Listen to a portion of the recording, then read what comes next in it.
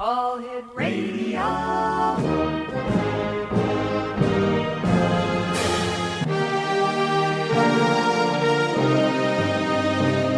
Welcome to the X Zone, a place where fact is fiction and fiction is reality. Now, here's your host, Rob McConnell.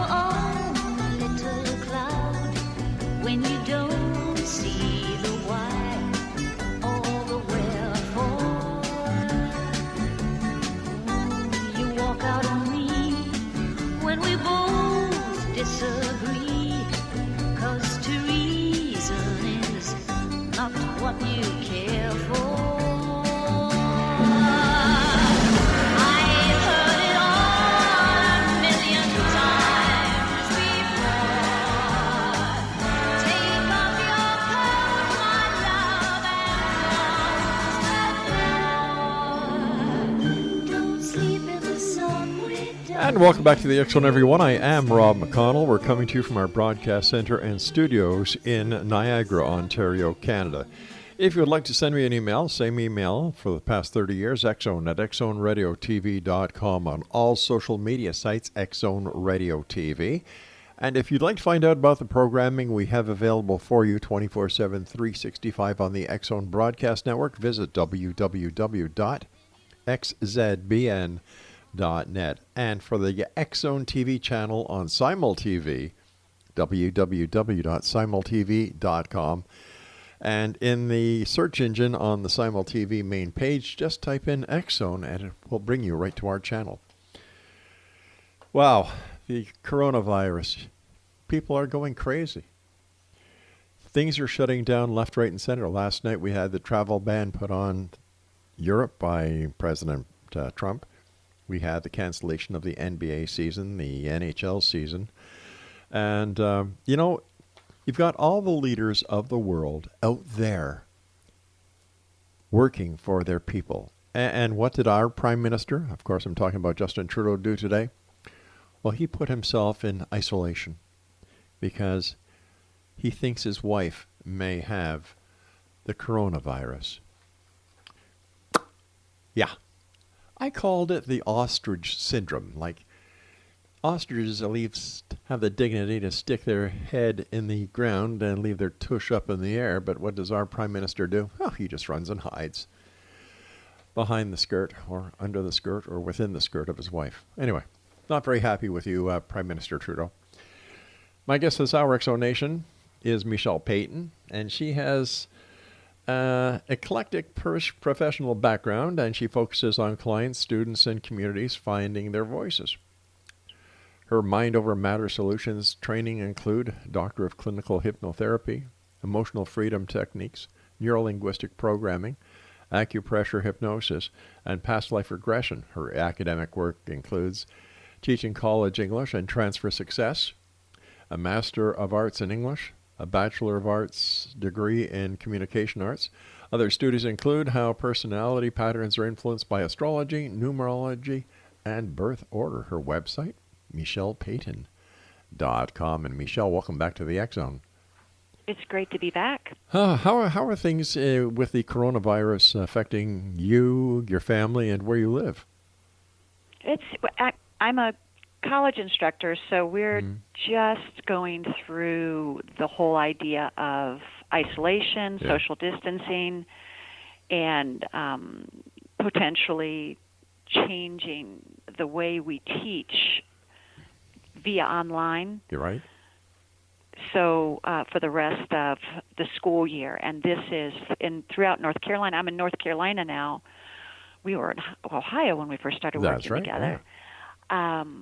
The UNC chain of universities are in the process of making those online changes. So it's a statewide thing, but I know it's also a nationwide thing here in the States as well.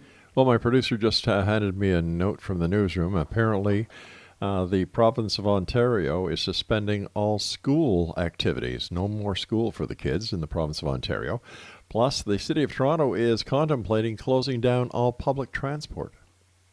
That means the GO trains, that means the metro system, the subway system, and public transport. Wow.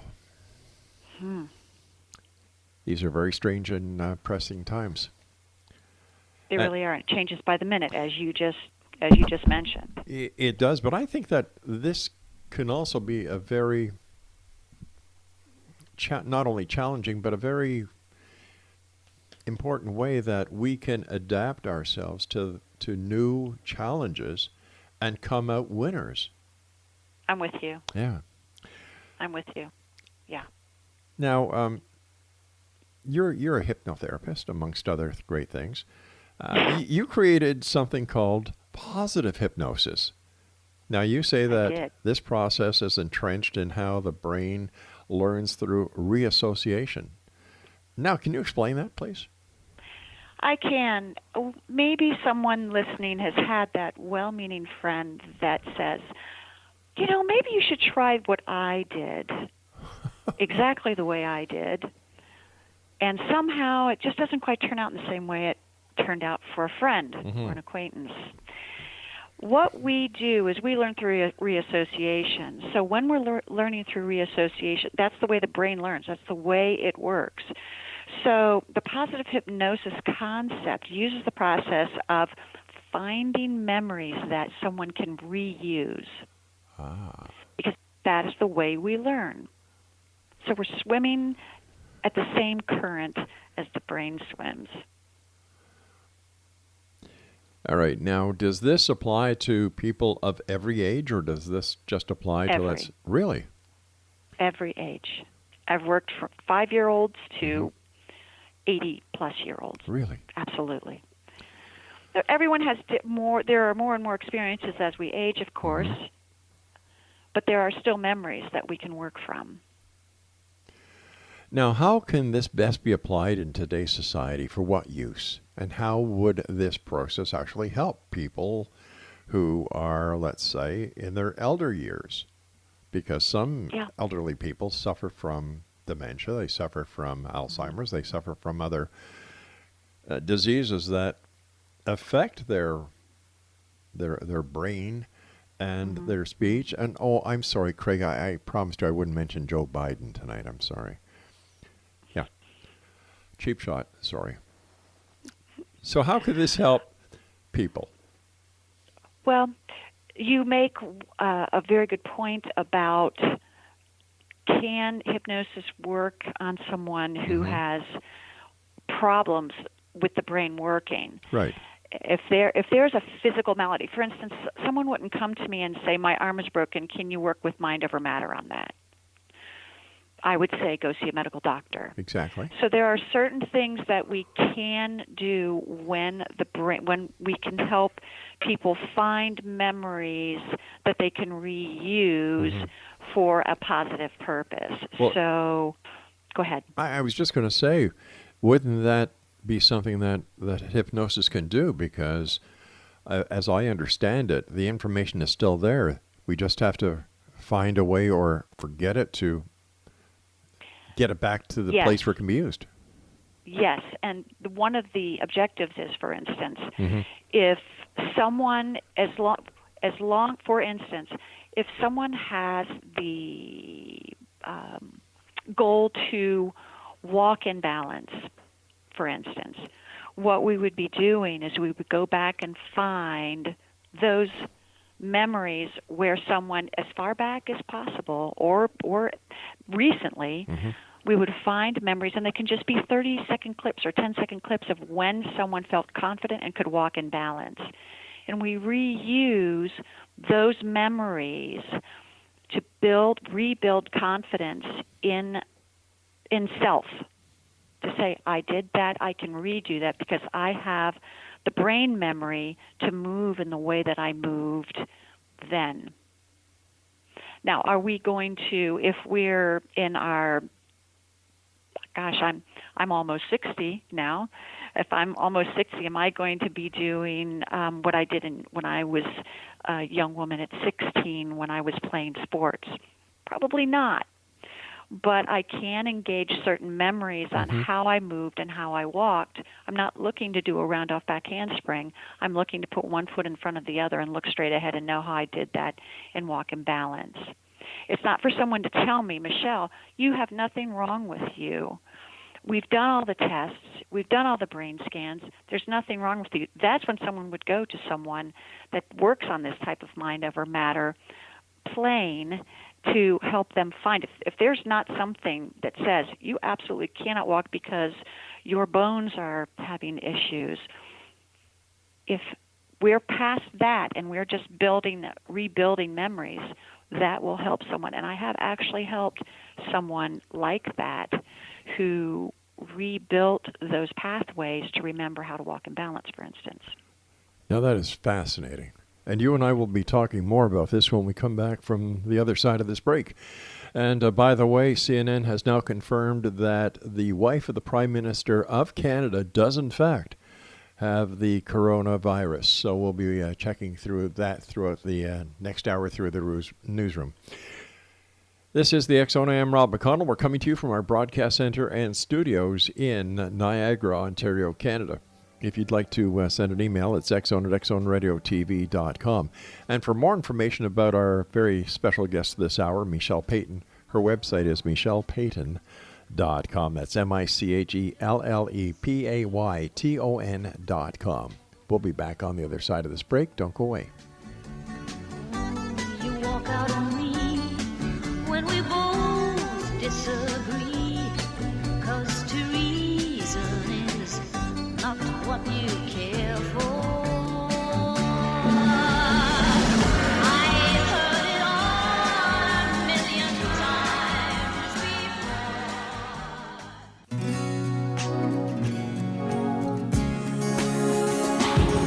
A new day, a new day. I was waiting for so long for a miracle to come. Everyone told me to be strong. Hold on and don't shed a tear. Through the darkness and good times, I knew I'd make it through. And the world thought I had it all, but I was waiting for you. Hush. And welcome back, everyone. This is the X-Zone. I am Rob McConnell, coming to you from our broadcast center and studios in Niagara, Ontario, Canada. 10 minutes ago from our friends at CNN, Canadian Prime Minister Justin Trudeau's wife tested positive for coronavirus. Canadian Prime Minister Justin Trudeau's wife, Sophie Gregoire Trudeau, has tested positive for coronavirus, according to the statement from Prime Minister Trudeau's office. She is feeling well with only mild symptoms and will remain in isolation, the statement said. The Prime Minister has no symptoms but will be in isolation for 14 days, according to the statement.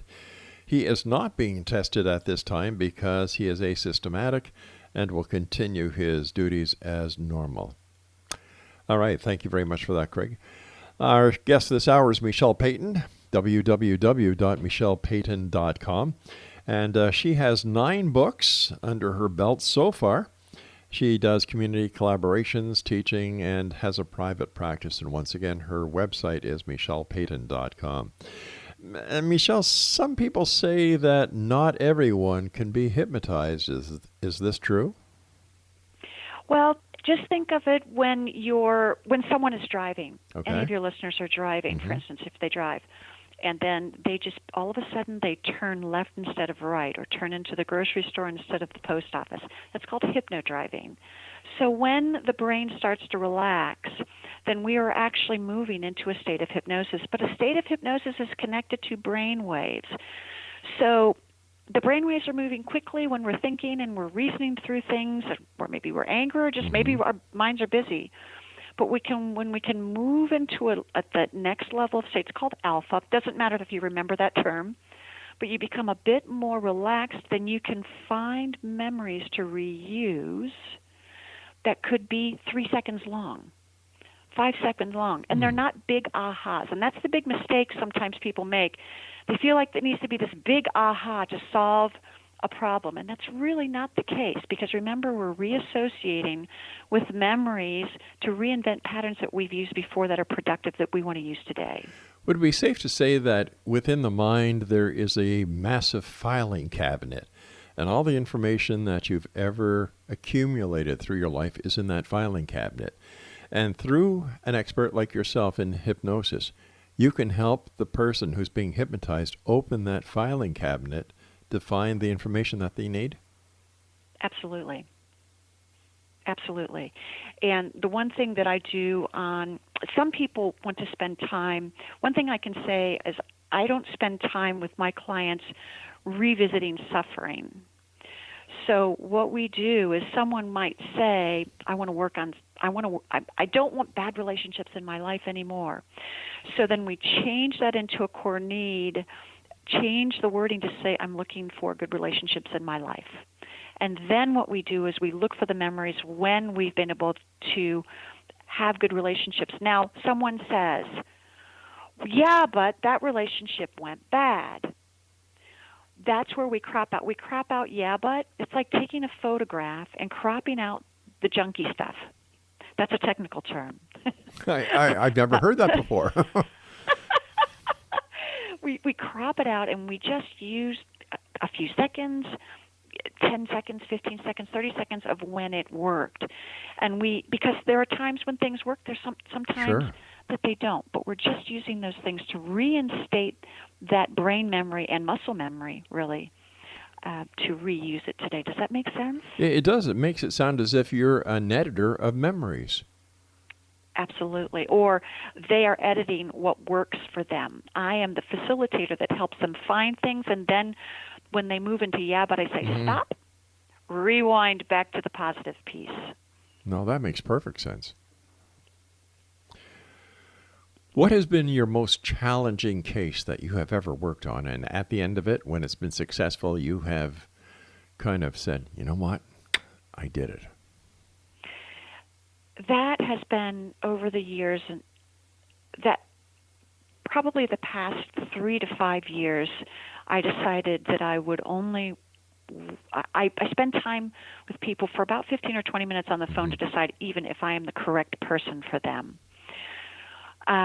So if someone wants to do shadow work in past lives, for instance, shadow work meaning finding the terrible things because they feel like they're stuck because of a past life, I might say, here are 3 other people you might want to consider, but I look at past lives, the positive stuff, because guess what? Past lives weren't all crappy. Sometimes we did okay, right? Sometimes things were okay. So going back to your question, rewinding back to your question now, what was my most challenging? I think each client has his, her, their challenges. And to whittle down to any one of them, it's just a bunch of puzzle pieces that you can't write this stuff. It's so interesting, and people are so amazingly amazing, okay? So I don't even know what other word to use, that I get so caught up in their stories that each time we finally do something and we finish at the end 2 hours later, I think, wow, look at this. And so helping someone walk in balance, pretty cool. Helping someone who is my age, who goes back to university and it has testing anxiety and comes back with a very high grade and tells me, I'm ecstatic. So, and that's not just about a test grade, that's about a confidence thing that we work with too, right? Sure. So when someone has a problem, it's caught up in a lot of things that they have to revisit to say, well, really, I've solved this problem so many other times, and I can reuse this to solve problems today. Did I answer your question, Rob? You did, but let me add on to it. What is the hardest problem that you face in most people? I think the doubt at first, when they come in and they say, I just really doubt this process. So what I ask them to do is trust in the process just for a moment, because guess what? You're here. So you've taken the time out of your day. I've taken the time out of my day. Let's follow this process and see where it leads. So at first, if I have certain personalities that say, this is, I just have a lot of doubts, and then we gather these memories that fulfill this core need. I did have a good relationship. Oh, and I did this too. And it's not just with people, with animals too. Oh, look, this is how I worked with these animals. So there are all these buckets of things that show up. And then when I see those eyes light up like, oh my gosh, I get it. But it might take an hour. And that's where I'm saying, okay, Michelle, just stick with it. Just stick with the process. Stick with the process to help this client understand that they do have positive memories that they can reuse today and make a difference in their lives for the rest of their time in this body.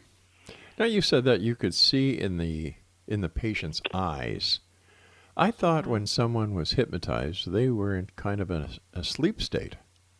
That's such a great point. And the answer is, from my perspective, because I work with a lot of people that may have been compromised in certain ways and feel insecure with their eyes being closed, that we can solve problems. Have you ever noticed how someone will not close their eyes, but they'll kind of squint, that they're looking at something, but they're looking at nothing? Yes. Have you ever seen that? Yes, I have. That's the kind of thing that we might do. And a lot of times, because we're in the alpha state, I don't want people to fall asleep, because I want them to remember every single thing that we did and understand how much personal power they have, and not to give their power away to a facilitator. And for a facilitator to say, oh, this is what you said and this is what you did. Right? Especially with people that have been compromised, you don't want to do that. You want them to have consciousness, but a consciousness to the point where they can find memories, and their eyes can be open when they do that. And that is a fallacy, that someone has to have their eyes closed to access memories is completely incorrect. And here's what I would say to you, Rob. Can you remember a time when you played a game with a friend and you just had a great time? Sure. There you go. You did it with your eyes open, right? Yes, I did. There you go. Yeah. It's that simple. Now, what we do, however, when we're doing, if someone's self-facilitating, you stay on one subject. When you stay on one subject, your mind starts to focus on that subject, and you start finding memories that connect with that positive reinforcement. All right, stand by. You and I have to take our news break at the bottom of the hour. Exonation, Michelle Payton is our very special guest. Her website is www.michellepayton.com. And Michelle and I will be back on the other side of this break as we continue here in the X Zone from our broadcast center and studios in Niagara, Ontario, Canada. Don't go away.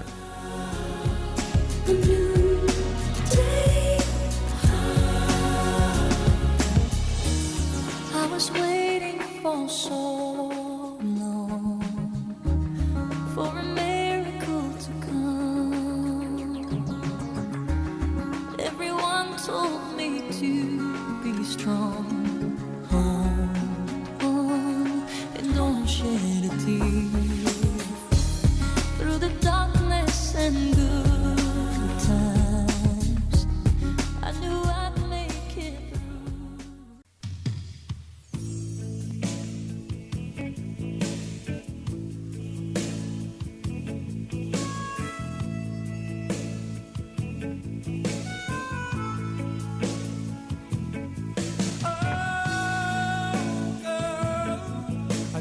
Trouble if you left me now, 'cause I don't know where to look for love. I just don't know how. Oh, girl, how I depend on you to give me love when I need it. Right on time, you would always be. All my friends call me a fool. They Michelle Payton is our special guest explanation. www.michellepayton.com. Why is it that hypnosis at times has a bad connotation towards it? You know, is it because of the hypno shows that of the 50s and 60s, like with the Great Ravine, the man with X-ray eyes, Kreskin, that they turned it into a carny act, basically? And is that where the trust factor had to be rebuilt? I believe so, and there's a difference between stage hypnosis and and one where we are working toward a goal, and that does make it. For instance, when my daughter was maybe 12 or 13, they had a stage hypnotist come into school, and she said, "Mom, I'm going to make sure that we really mess with this guy and make sure that he knows that he can't hypnotize us."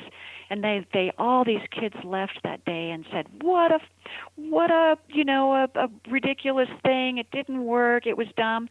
And then they do things like have people quack like a duck on the stage to demonstrate things, and that doesn't look great for our industry. No, it doesn't. Yeah. So how did that affect your daughter? Interestingly enough, well, she knows that I've written books on the subject. Right.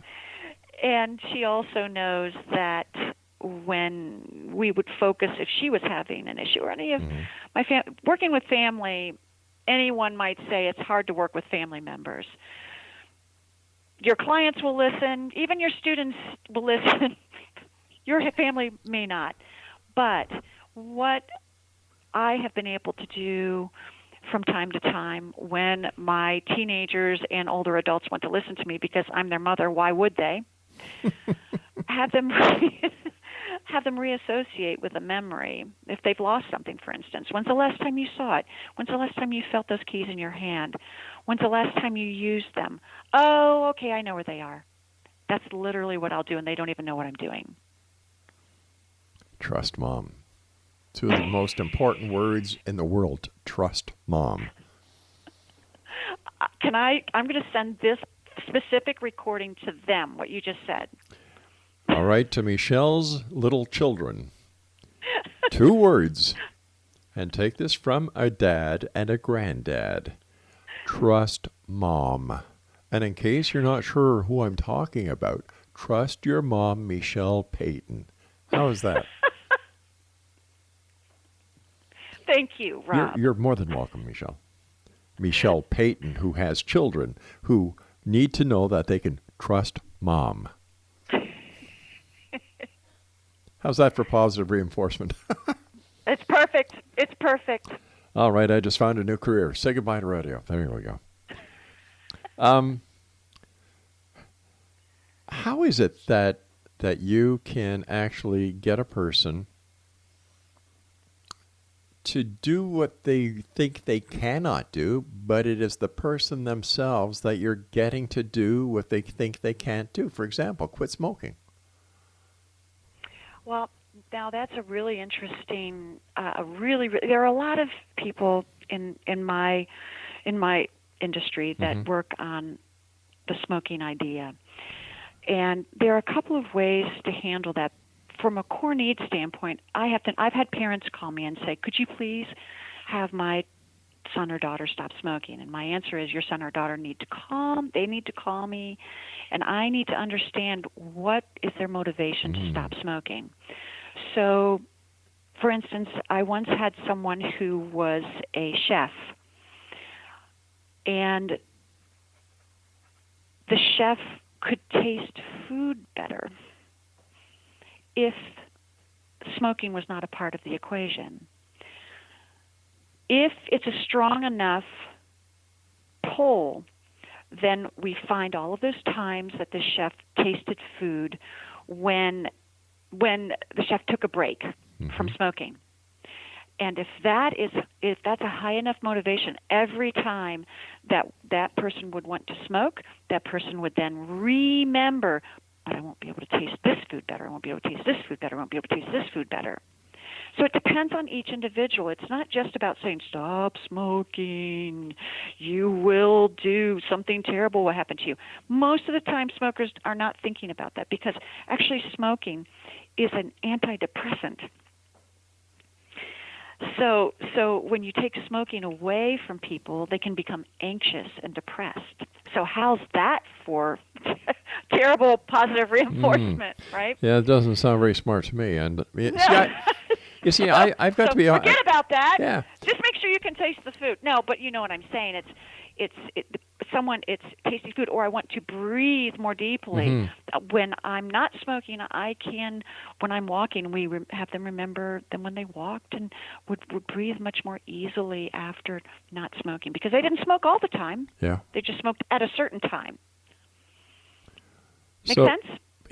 Yes and no, and I'll tell you why I say yes and no. I understand where you're coming from. You know, you're going back into the memory and you're taking little sound bites of the area to reinforce what the person wants changed. You're basically saying, you've done this before, you can do it again. It's up to you. Yes.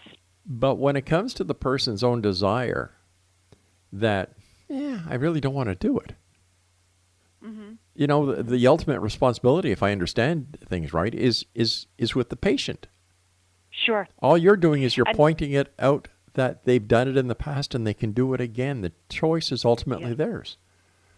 It is, because who am I to tell someone that they're not supposed to smoke?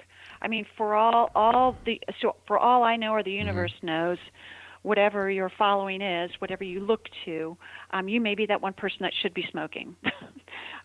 So sometimes people want me to make a decision for them. But at the end of the day, it's about how they move through their lives and what they really want from it.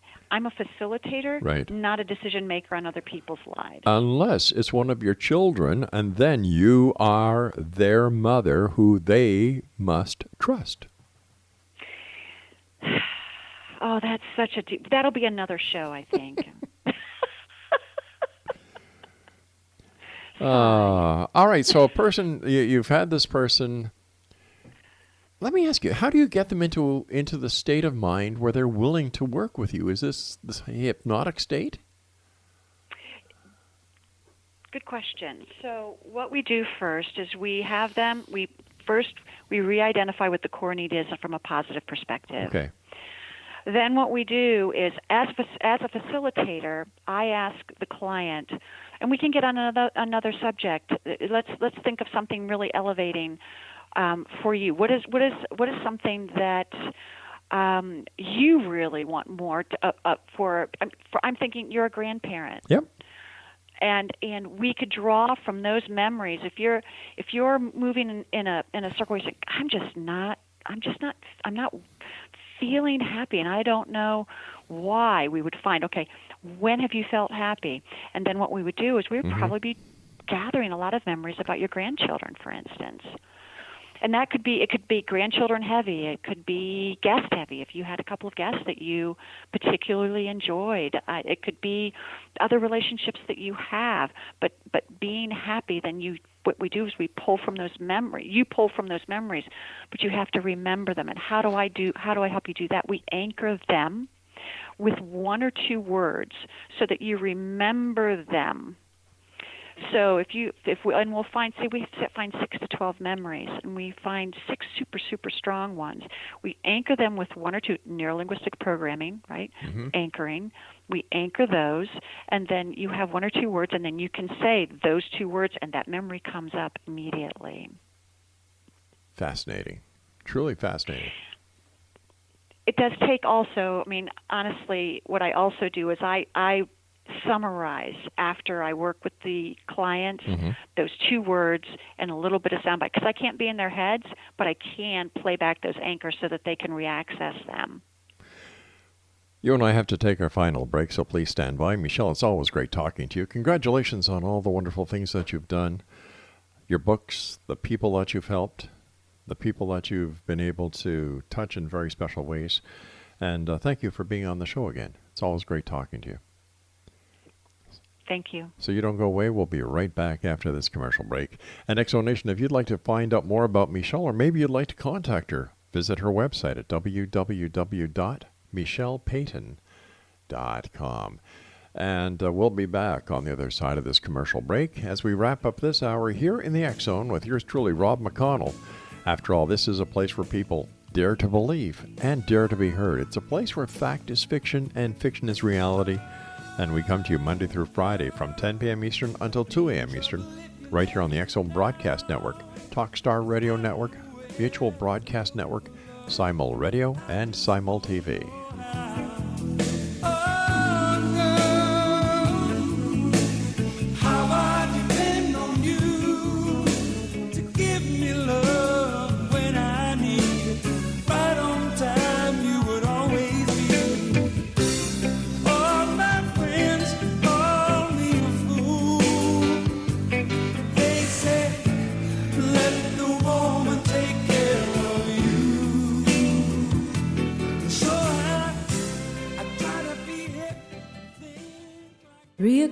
In the morning, and it looks like it's gonna be another sleepless night. I've been listening to your dreams and getting very low, wondering what I can do. Maybe I'm being foolish, 'cause I haven't heard you mention anybody's name at all. How I wish I could be sure it's me that turns you on. Each time you close your eyes, I've heard it said that dreamers never lie.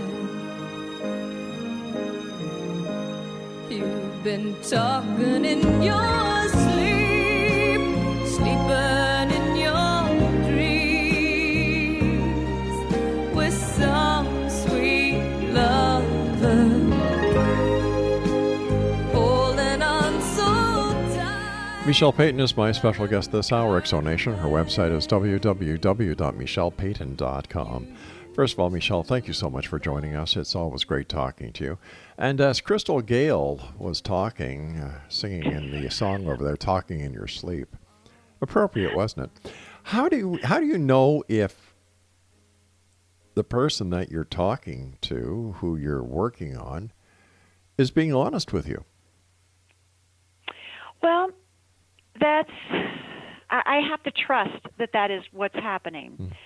I mean, that at the end of the day, there's a point where if someone wants to make changes or replace patterns, then they walk in honestly, and they're willing to do the work to get there. I don't have a better answer than that. That's why I like honesty. No one's really ever asked me that, Rob. You're so clever. Sorry. Trust Mom. Trust Mom. There's people listening to us around the world right now, and I'm sure many of them would love to have the opportunity of getting the help that you offer.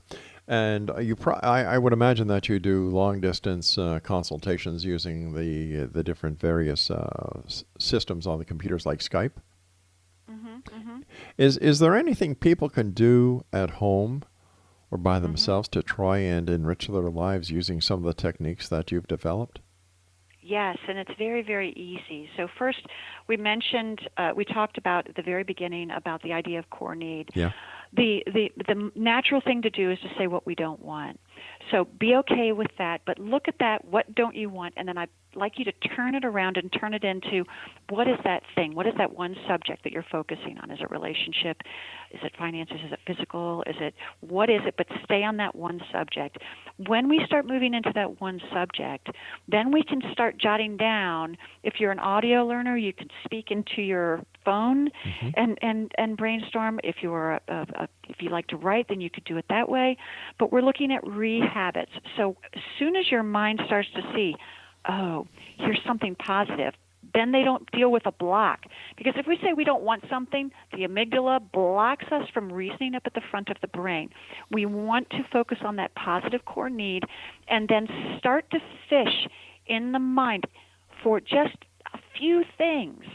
So you'd say, for instance, we talked about things to make, I want to be happier every day. Okay, remember a time when you went, just for a moment, you were holding the hand of your grandchild. Just for a moment, remember the time that the first smile that you saw of one of your children. The things that come quickly are the easiest, go for the lowest hanging fruit for those things. So say we have 6 of those re-habits. We know that we want to be happier daily, and then we recreate those memories, and then we anchor them. First smile, hold hand, and we have these quick snippets, these sound, like you say, sound bites that are only 1 or 2 words, and then we reuse those, and we go to, so now we say, I have this problem, and you say, I am just feeling terrible every day, and so now we remember a day where you're feeling terrible. You have to be specific, and then we collapse it with what I call the solution. So the problem is, I'm not feeling all that great today. I'd like to be happier. So then the solution will be, you go to those strongest anchors, holding grandchild's hand, first smile, first giggle, the giggle of certain people that just make you happy when you hear them giggle, those sorts of things. All of a sudden, you will start to automatically feel lighter. Now, I'm giving you a specific example.